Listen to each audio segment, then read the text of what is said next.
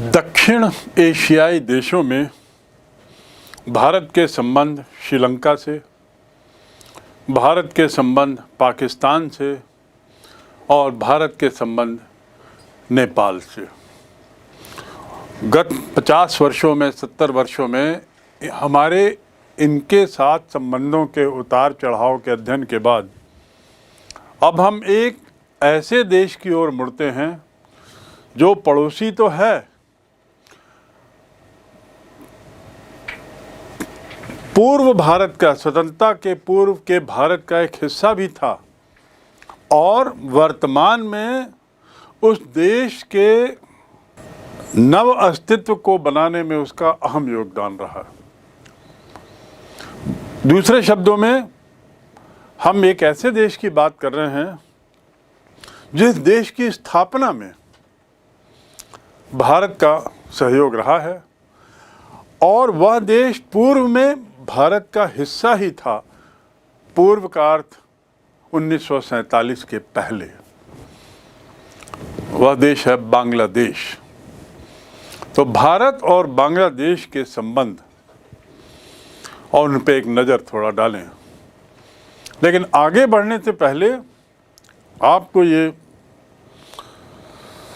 याद दिलाना होगा कि बांग्लादेश पूर्व में पाकिस्तान का हिस्सा था। पश्चिमी पाकिस्तान और पूर्वी पाकिस्तान, जिसमें पूर्वी पाकिस्तान बाद में बांग्लादेश बना, एक नया देश बना और इस नए देश को बनाने में भारत का अहम योगदान, भारत की अहम भूमिका रही है। तो इस प्रकार भारत के बांग्लादेश से संबंध कुछ नए पैमाने पर देखे जाने चाहिए, कुछ अलग पैमाने पर देखे जाने चाहिए। भारत बांग्लादेश संबंध की शुरुआत स्वाभाविक है बांग्लादेश के निर्माण के साथ शुरू होती है, यानी 1971। 1947 से पहले वो अविभाजित भारत का अंग था, लेकिन बांग्लादेश के रूप में 1971 से भारत के संबंधों का हम अध्ययन करेंगे, क्योंकि 1971 के भारत पाक युद्ध के दौरान बांग्लादेश नाम के नव राष्ट्र का उदय हुआ और इस उदय में, जैसा मैं बार बार कह रहा हूँ, भारत का अहम योगदान रहा, उसकी अहम भूमिका रही। जो तत्कालीन वहाँ के पहले प्रधानमंत्री बने बांग्लादेश के मुजीबुर रहमान, जिनका जिक्र मैं पूर्व में कर चुका हूँ, शेख मुजीबुर रहमान, उन्होंने तो भारत के संबंधों को लेकर कहा था कि भारत और बांग्लादेश का जो रिश्ता है वो सदैव विशेष रहेगा और दुनिया की कोई भी ताकत उसमें किसी भी प्रकार से दरार नहीं डाल सकती। शेख मुजीबुर रहमान बांग्लादेश की स्वतंत्रता के आंदोलन में बांग्लादेश की अवामी पार्टी के मुख्य नेता थे और जो बांग्लादेश स्वतंत्र हुआ उसके भी वो मुख्य नेता थे। तो वो जानते थे कि भारत ने किस तरह का सहयोग अवामी पार्टी को और वहाँ की जनता को, वहाँ की सेना को दिया पश्चिमी पाकिस्तान से स्वतंत्र होने के लिए। परिणाम यही कि उन्होंने यह बात कही कि हमारे दोनों के संबंध में किसी भी तरह की दरार दुनिया की कोई भी शक्ति नहीं डाल सकती। स्वाभाविक है, ये शेख मुजीबुर रहमान द्वारा कृतज्ञता पूर्वक कही गई बात थी। वे बहुत कृतज्ञ थे और इसीलिए उनका ये कहना नितांत स्वाभाविक था। 1971 में लड़ाई समाप्त होती है भारत और पाकिस्तान की। बांग्लादेश नामक नए देश का उदय होता है। शेख मुजीबुर रहमान अवामी पार्टी से, वहाँ का जो दल था उससे नेता चुने जाते हैं, प्रधानमंत्री बनते हैं और वहाँ एक लोकतांत्रिक सरकार बनती है। क्योंकि भारत की प्रधानमंत्री, तत्कालीन प्रधानमंत्री इंदिरा गांधी की बांग्लादेश के निर्माण में बांग्लादेश के उदय में बहुत अहम भूमिका थी, उनका बहुत स्वागत होता है जब वो बांग्लादेश की यात्रा में 1972 में जाती हैं। तो भारत के प्रधानमंत्री का अभूतपूर्व स्वागत बांग्लादेश में ये स्वयं में दोनों के बहुत निकट संबंधों का परिचायक था, दृष्टिगोचर था। और इस यात्रा के दौरान शेख मुजीबुर रहमान और इंदिरा गांधी के बीच 25 वर्षीय संधि होती है, 25 वर्ष के लिए, जिसमें यह स्पष्ट किया गया था कि किसी भी देश पर आक्रमण होने पर या आक्रमण की आशंका भी होने पर ये दोनों देश एक दूसरे के साथ मिल बैठकर समस्या को दूर करेंगे, स्थिति का जायजा लेंगे और इस आवश्यक कार्रवाई करेंगे। साथ ही साथ अंतर्राष्ट्रीय समस्याओं पे भी दोनों साथ साथ नियमित रूप से वार्ता करते रहेंगे। ये हमारे और बांग्लादेश के बीच के संबंधों का आधार था। ये संधि 1972 की भारत बांग्लादेश संधि, ये इस बात का परिचायक था कि हम दोनों के संबंध कितने प्रगाढ़ हैं, हम दोनों के संबंधों के बीच कितनी निकटता है। लेकिन राजनीति तो राजनीति ही है, कूटनीति भी कूटनीति ही है। अंतर्राष्ट्रीय बदलती स्थितियां, देश की अंदरूनी बदलती स्थितियां, चाहे आर्थिक रूप से चाहे वाणिज्यिक रूप से, ये समय के साथ साथ हर देश की विदेश नीति को भी प्रभावित करती हैं। और भारत और बांग्लादेश के संबंधों में भी ऐसा ही कुछ हुआ। वह देश जिसने स्वतंत्रता के लिए पूरा श्रेय भारत को दिया, वह देश जिसके प्रथम प्रधानमंत्री शेख मुजीबुर रहमान ने भारत से 25 वर्षीय संधि की, वह देश जिसने ऐसी संधि की जिसमें यह था कि दोनों देशों पर किसी भी तरह के अन्य देश द्वारा किसी भी तरह के हमले की आशंका होने पर भी दोनों एक साथ बैठकर समस्या का निराकरण करेंगे, अब उसके साथ भी कुछ समस्याएं होती हैं। उस देश के साथ भी भारत की कुछ समस्याएं पैदा होती हैं और इन समस्याओं के पीछे बदलती परिस्थितियां हैं। चाहे वो बदलती परिस्थितियां अंतर्राष्ट्रीय परिप्रेक्ष्य में हो, चाहे वे बदलती परिस्थितियां देश के अंदरूनी हालातों के कारण हों। बांग्लादेश की जो अंतर्राष्ट्रीय मंच पर जो उसकी स्थिति थी, उस पर एक थोड़ा सा नज़र डालें कि वह जो काल था 1975-76 का, जब बांग्लादेश 1975 में स्वतंत्र हुआ, वह शीत युद्ध की पराकाष्ठा का काल था। और जैसे दुनिया के सभी देश अमेरिका के खेमे, रूस के खेमे या एक तीसरे खेमे में रहने की बात करते थे, जिसे हम प्रथम दुनिया, द्वितीय दुनिया और तीसरी दुनिया कहते हैं, तो बांग्लादेश भी इसी पशुपेश में था। और वो स्वतंत्र होने वाले राष्ट्रों में सबसे आखिरी राष्ट्र था। 1975 में वो स्वतंत्र हुआ, तो उसके सामने भी ये समस्या थी कि वो किस खेमे में जाए। और चूंकि तीसरा खेमा विकासशील देशों का था, उदीयमान देशों का था, बांग्लादेश भी एक तरीके से अपनी विदेश नीति निर्धारित कर रहा था। लेकिन उसके लिए जरूरी था कि एक स्थायी विदेश नीति के लिए आंतरिक स्थायित्वता अहम होती है। चीन का दबाव पाकिस्तान के परिप्रेक्ष्य में, अमेरिका का दबाव पाकिस्तान के परिप्रेक्ष्य में, क्योंकि चीन और अमेरिका दोनों पाकिस्तान के मित्र राष्ट्र थे और उनका एक मित्र राष्ट्र का टूट जाना इन दोनों देशों को कतई रास नहीं आया।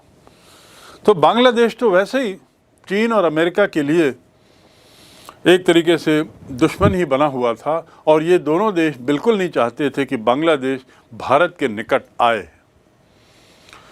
लेकिन स्थितियां ऐसी थी कि भारत चूंकि बांग्लादेश के उदय के लिए जिम्मेदार माना जाता है, तो बांग्लादेश की एक स्वाभाविक निकटता थी भारत के साथ। अंदरूनी मामले की यदि बात करें तो बांग्लादेश में प्रारंभ में लोकतंत्र आया, लेकिन इससे पहले वह मजबूत होता वहाँ पे सैनिक सत्ता ने षड्यंत्र करके, बगावत करके सैनिक शासन लागू हुआ और शेख मुजीबुर रहमान की हत्या हुई, लोकतंत्र की समाप्ति हुई और सैनिक शासन की सरकार बनी, सैनिक शासन आया। ये अंदरूनी हालात। तो अंदरूनी हालात और अंतर्राष्ट्रीय हालातों के परिप्रेक्ष्य में स्थितियां बदलती हैं तो निश्चित रूप से संबंधों में भी बदलाव होता है और इस बदलाव के इन दो कारणों के अलावा कुछ और कारण होते हैं, पर मूल में यही दो कारण रहते हैं। ये बदलाव को देखने के लिए हमें कुछ घटनाओं पे जाना पड़ेगा, तो उनको बिंदुवार हम संक्षिप्त में जान लें कि किन मुद्दों को लेकर भारत और बांग्लादेश के संबंध प्रभावित होते रहे, किन मुद्दों को लेकर बांग्लादेश, जिसने भारत के साथ रहने की एकदम कहना चाहिए एक तरीके से कसम खाई थी, ऐसी क्या बातें थी जिन पर बांग्लादेश और भारत के रिश्तों में खटास आई। पहला मुद्दा जिसे हम कह सकते हैं फरक्का समस्या। फरक्का समस्या वह पहला मुख्य मुद्दा था जिसने भारत और बांग्लादेश के संबंधों में के बीच तनाव पैदा किया। ये समस्या का संबंध गंगा नदी के पानी के बंटवारे से है। दक्षिण एशियाई देशों के बीच की समानता और विषमताओं का जब मैंने प्रारंभ में जिक्र किया था तो मैंने बताया था कि दक्षिण एशियाई देशों के बीच एक समानता है कि कई मुद्दों को लेकर सभी देश एक दूसरे से या तो लड़ रहे हैं या एक दूसरे पर अविश्वास है या तनाव है, और उसी तारतम्य में, उसी क्रम में भारत और बांग्लादेश के बीच का ये फरक्का मुद्दा है जो गंगा के पानी को बंटवारे को लेकर है। तो फरक्का समस्या क्या है? फरक्का समस्या भारत और बांग्लादेश के बीच पानी के बंटवारे को लेकर हुई उत्पन्न समस्या है। ये ऐसी समस्या जिसपे बांग्लादेश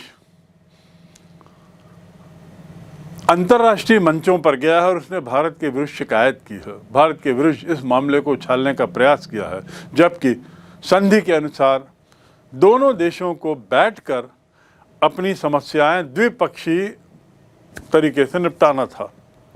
लेकिन बांग्लादेश इसे अंतर्राष्ट्रीय मंचों पर ले गया है और ढाका और बांग्लादेश, ढाका और दिल्ली, यानी बांग्लादेश की राजधानी ढाका और भारत की राजधानी दिल्ली, इनके बीच में कई बार ये प्रयास हुए कि दोनों के मध्य समझौता हो, जो फाइनली 1977 में होता है और इसे हम फरक्का समझौता कहते हैं, जिसके तहत नदी जल आयोग बनाया गया इस उद्देश्य से कि गंगा नदी के पानी के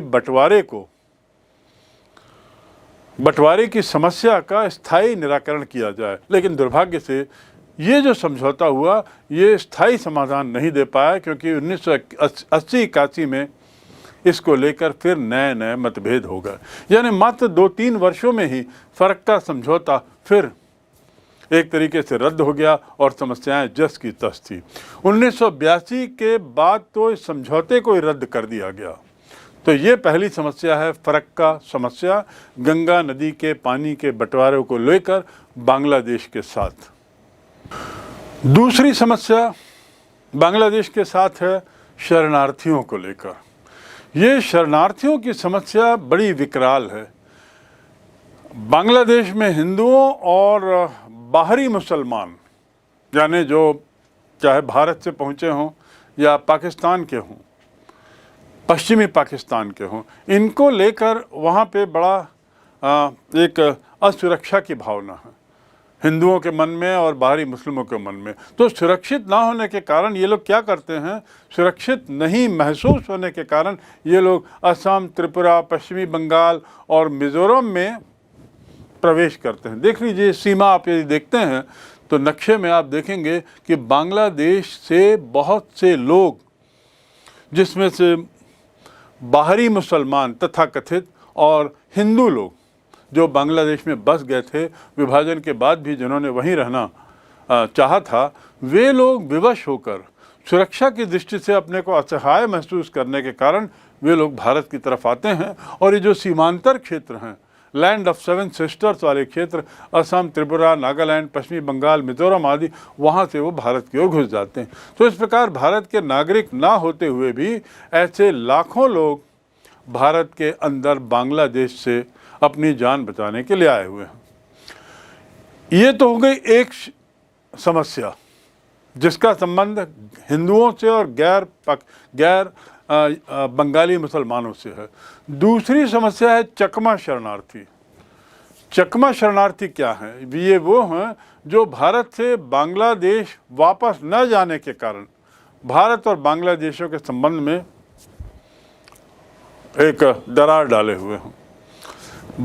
भारत से बांग्लादेश न जाने के कारण, यानी हैं बंगाली, उनको वहाँ जाना था पर वहाँ न जाकर के वो भारत में ही हैं, जिससे भारत पर एक बहुत बड़ा आर्थिक बोझ बन रहा है। तो ये कहलाते हैं चकमा।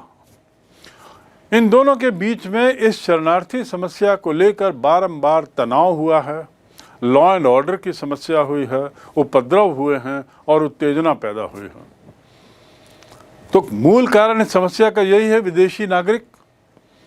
इन्हें ही विदेशी नागरिक का दर्जा दिया जाता है जो विदेश से आ गए हैं शरणार्थी के रूप में और अनाधिकृत रूप से जो प्रवेश कर रहे हैं, क्योंकि वो सीमाएं जो हैं वो पोरस हैं।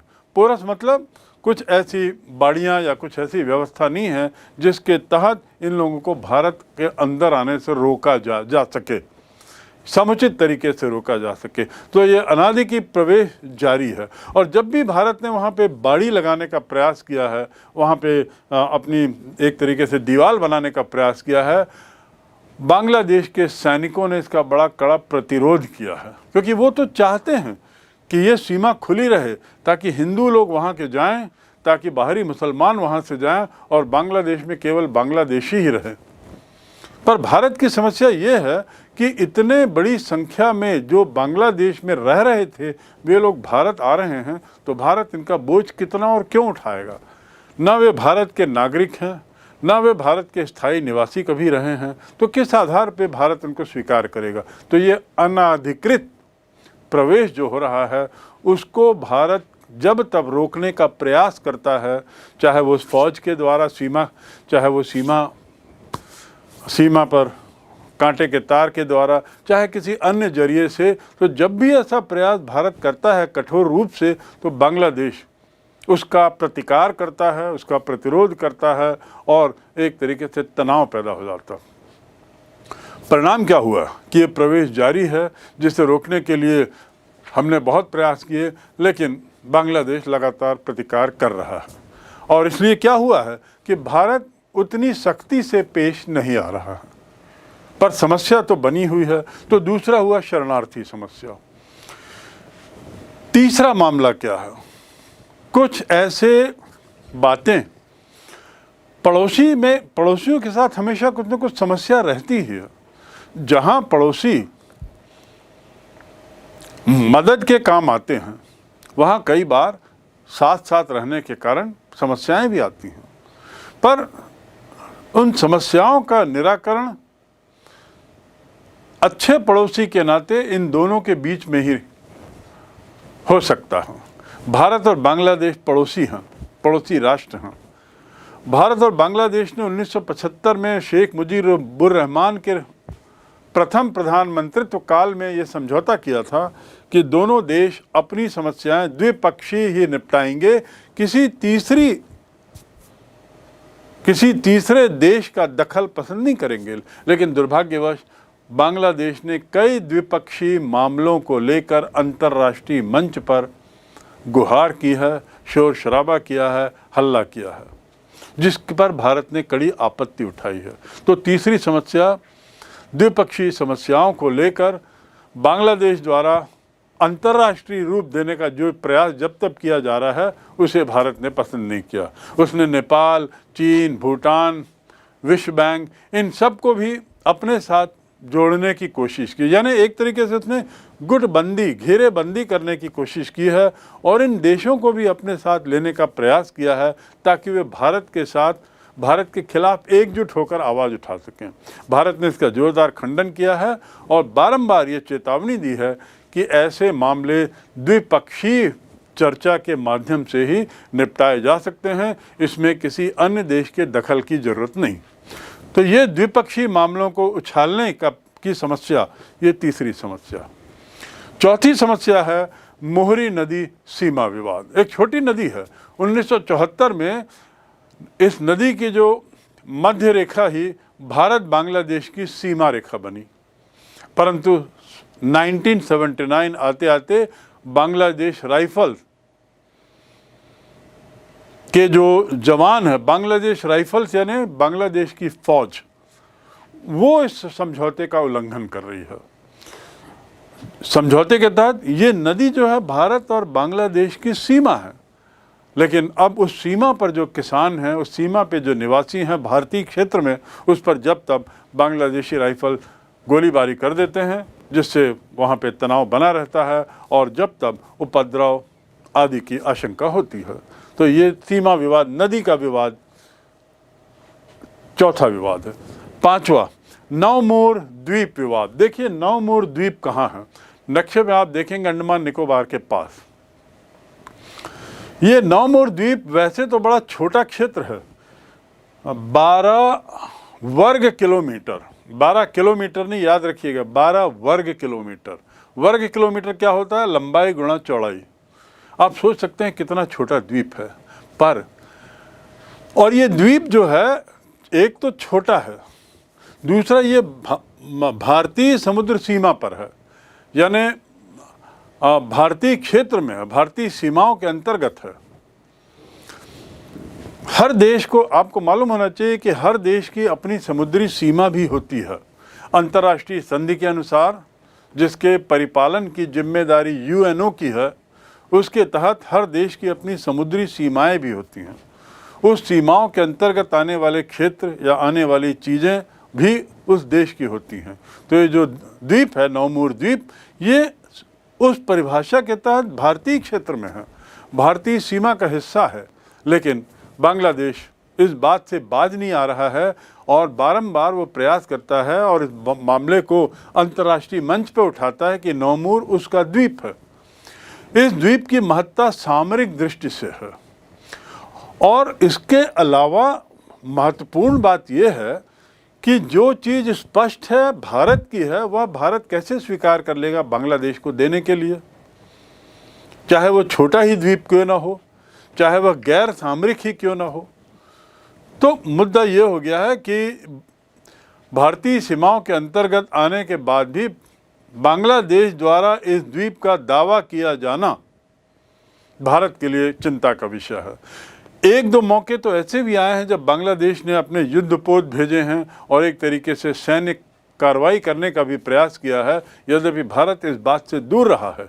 लेकिन सच्चाई तो ये है कि बांग्लादेश ने सैनिक ताकत भी वहाँ दिखाने का प्रयास किया है, जो भारत और बांग्लादेश के संबंधों में एक तरीके से कड़वाहट लाता है।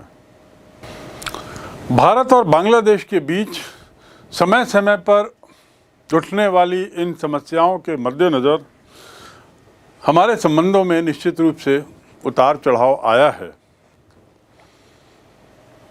लेकिन शेख मुजीबुर रहमान की हत्या के बाद जो सैनिक शासन आया जनरल इरशाद के नेतृत्व में सन 1982 में, तो उसके बाद छुटपुट घटनाओं को छोड़कर एक तरीके से संबंधों में सुधार ही हुआ है। यद्यपि फरक्का की समस्या बनी हुई है, शरणार्थियों की समस्या बनी ही हुई है और जो द्वीप और सीमा की जो समस्या है वो भी अपनी तरफ बनी है। लेकिन अंतर्राष्ट्रीय मंचों पर बांग्लादेश का जब तब जाना इन मुद्दों को लेकर वो थोड़ा कम हुआ है। दोनों देश के मध्य जो समझौता हुआ उसमें बांग्लादेश ने हमें एक तरीके से 3 बीघा ज़मीन का गलियारा दिया है। भारत ने बांग्लादेश को 3 बीघा जमीन का गलियारा दिया है ताकि उसे जाने का रास्ता मिल सके। बांग्लादेश द्वारा इस भूमि पर भारत को दिया जाने वाला एक अब किराया भी समाप्त हो गया, परंतु इस गलियारे पर भारत की संप्रभुता ही स्वीकार की गई है और उसके आगे कुछ नहीं। अर्थात ये जो स्थायी पट्टे पर जो किराया लिया जाता था वो अब हटा दिया गया है, लेकिन बांग्लादेश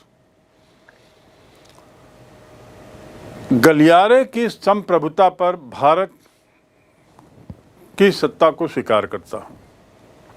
दोनों देशों के बीच जो आर्थिक और तकनीकी सहयोग बढ़ाने के लिए एक आर्थिक आयोग का भी गठन हुआ जो 1983 में हुआ, और दोनों देशों के मध्य इस आयोग के मातहत तीस्ता नदी का समझौता भी हुआ।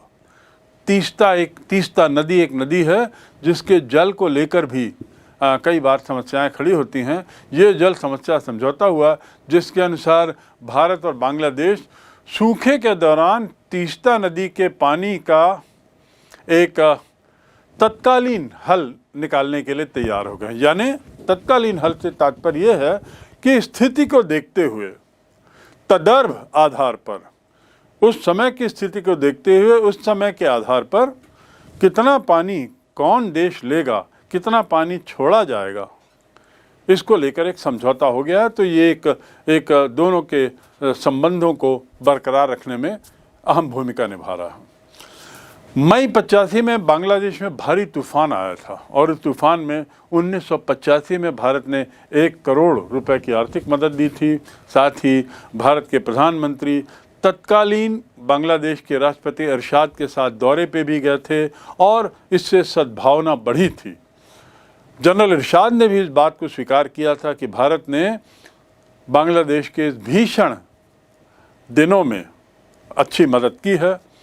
बांग्लादेश और भारत के मध्य गंगा नदी के बंटवारे को लेकर भी समझौता हुआ जो कुछ दिन तक लागू रहा, लेकिन जून 92 में भारत के 3 बांध उनको लेकर कुछ बात आगे बढ़ी। ये बांध बनाने का निर्णय उसी फरक्का समझौते के तहत था जो गंगा नदी के पानी के बंटवारे को लेकर हुआ था। ये जो बांध बने थे भारत ने उसे बांग्लादेश को हस्तांतरित कर दिया और उसके बाद बांग्लादेश के साथ हमारे मधुर संबंध पुनर्स्थापित होने लगे, बेहतर होने की दिशा में बढ़ने लगे। बांग्लादेश की प्रधानमंत्री भारत आती हैं और फरक्का के बंटवारे को लेकर, फरक्का में गंगा नदी के बंटवारे को लेकर फिर एक समझौता होता है और ये समझौता 30 वर्षीय रहता है। 30 वर्ष के लिए फरक्का गंगा जल के बंटवारे को लेकर शेख हसीना भारत आती हैं जो बांग्लादेश की तत्कालीन प्रधानमंत्री थी और भारत के प्रधानमंत्री के साथ ये समझौता होता है और जिसके तहत ये हस्ताक्षर होते हैं और इस प्रकार फरक्का समस्या एक तरीके से कुछ समय के लिए सुलझा ली जाती है। अगला कदम जो संबंधों को बेहतर करने में किया गया वो था कि चकमा शरणार्थियों को लेकर की दोनों के बीच में समझौता होता है।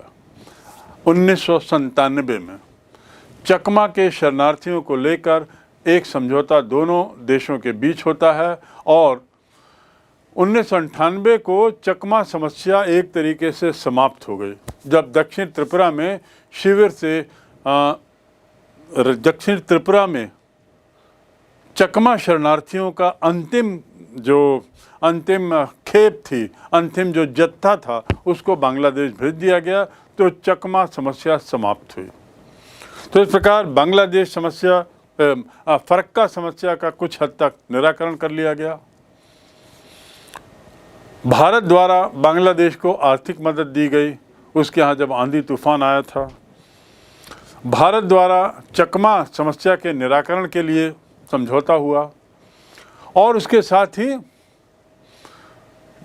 3 बांध भी भारत ने बांग्लादेश को हस्तांतरित किए। तो इस प्रकार संबंधों के बेहतर होने की दिशा में सतत प्रयास चलता रहा। जून 98 में बांग्लादेश की प्रधानमंत्री शेख हसीना वे भारत के परमाणु परीक्षण का समर्थन करती हैं।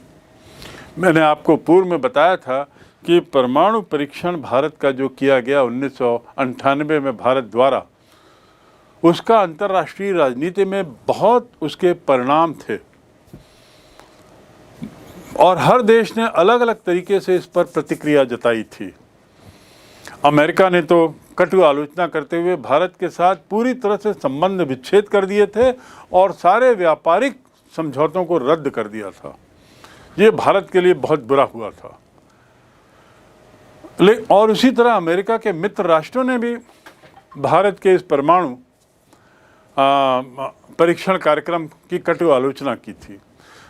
इसमें पाकिस्तान भी शामिल था, उसमें चीन भी शामिल था। लेकिन नेपाल ने जहां परमाणु परीक्षण को लेकर किसी भी तरह की प्रतिक्रिया न करना पसंद किया, बांग्लादेश उस मामले में भारत का निकट का मित्र साबित हुआ जब उसने भारत के परमाणु परीक्षण कार्यक्रम का समर्थन किया। और इस प्रकार ऐसा करते हुए उसने पाकिस्तान, चीन, अमेरिका आदि को स्पष्ट बता दिया कि इस मामले में वह भारत के साथ है। ये हम दोनों के बीच की निकटता का परिचायक था, बढ़ती हुई प्रगाढ़ता का, बढ़ती हुई मित्रता का परिचायक था। अगला बेहतर कदम जो बेहतर संबंधों की दिशा में लिया जाता वह है बस सेवा का प्रारंभ होना।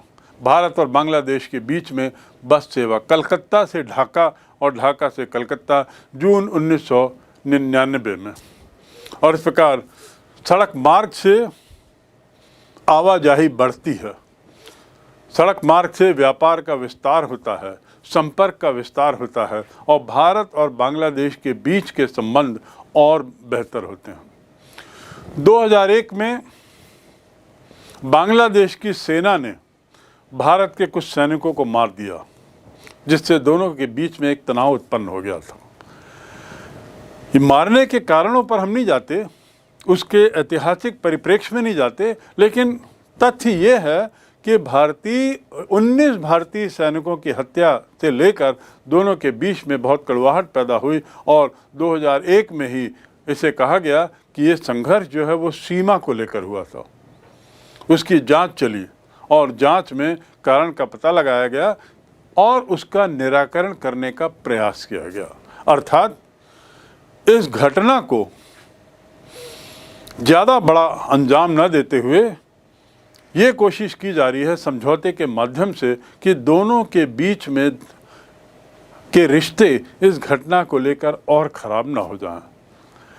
भारत और बांग्लादेश में शुरुआत के दिनों में जो बहुत अच्छे संबंध रहे और शेख मुजीबुर रहमान की मृत्यु के पश्चात जो इस मधुर संबंधों का पटाक्षेप हुआ, उसके बाद फरक्का, नौमूर, चकमा और कांटेदार बाड़ी को लेकर जो समस्याएं हुई, उस पे भी इसके बावजूद भारत और बांग्लादेश का सदैव प्रयास रहा है कि संबंध अच्छे बने रहें। भारत ने हर स्थिति में बांग्लादेश के साथ रहने का, बांग्लादेश के साथ अच्छे संबंध बनाए रखने का प्रयास किया है, चाहे वो ये सब विवाद हों या उसके अलावा 19 भारतीय सैनिकों की हत्या का मामला हो, अकारण हत्या का मामला हो। भारत ने हमेशा कोशिश की है कि बांग्लादेश के साथ उसके संबंध अच्छे रहें। किसी राजनीतिक विचारक का कहना है कि शायद बांग्लादेश इस बात से ग्रसित है कि वह एक बहुत छोटा देश है, भारत की तुलना में एक बहुत छोटा देश है। वो छोटा देश होने की भावना और भारत का एक बहुत बड़ा देश होने की अनुभूति उसे परेशान किए रहती है। तो इन दोनों के संबंधों को लेकर हम ये कह सकते हैं कि यदि कुछ समस्याएं हैं तो वो समस्या शायद बांग्लादेश की इस फीलिंग के कारण है, जहां वो सोचता है कि बांग्लादेश एक छोटा है और उस बांग्लादेश के मन में छोटा होने की ग्रंथि है। वर्तमान में जो भारत सरकार है, नरेंद्र मोदी के प्रधानमंत्री काल में उसने सतत रूप से अच्छे संबंध बनाने का प्रयास किया है और मोदी ने तो 2 अरब अमेरिकन डॉलर का कर्ज भी दिया है। उसके बाद भी दोनों के संबंधों में लगातार वार्ता के माध्यम से, साहित्यिक और सांस्कृतिक आदान प्रदान के माध्यम से और विभिन्न संधियों के माध्यम से संबंध अच्छे बनाए रखने का सतत प्रयास किया जा रहा है। भारत के प्रधानमंत्री और बांग्लादेश की प्रधानमंत्री शेख हसीना के बीच बहुत विस्तृत वार्ता के बाद कुछ समझौतों पर हस्ताक्षर हुए जो ऐतिहासिक हैं। भारत बांग्लादेश के रिश्तों में, भारत बांग्लादेश के बीच ज़मीन की अदला बदली हुई है। ज़मीन की अदला बदली क्यों? क्योंकि उस ज़मीन को लेकर दोनों देशों के बीच में विवाद था और ये विवाद भी तनाव का कारण बना हुआ था। भारत जहां सोचता था कि उसकी कुछ भूमि बांग्लादेश के हाथ में है, बांग्लादेश की सोच थी कि उसकी कुछ भूमि भारत के क्षेत्र में है, भारत के पोजीशन में है, तो अंततः दोनों देश के प्रमुखों ने इस मामले को सुलझाने में सफलता पाई है और अपने अपनी भूमि पाने और दूसरे की भूमि देने के संबंध में करार किया, समझौता किया और इस प्रकार इस मामले को लेकर शांति बनी हुई है और भारत और बांग्लादेश के रिश्ते एक स्थायी दिशा में बने हुए हैं, बेहतर हो रहे हैं।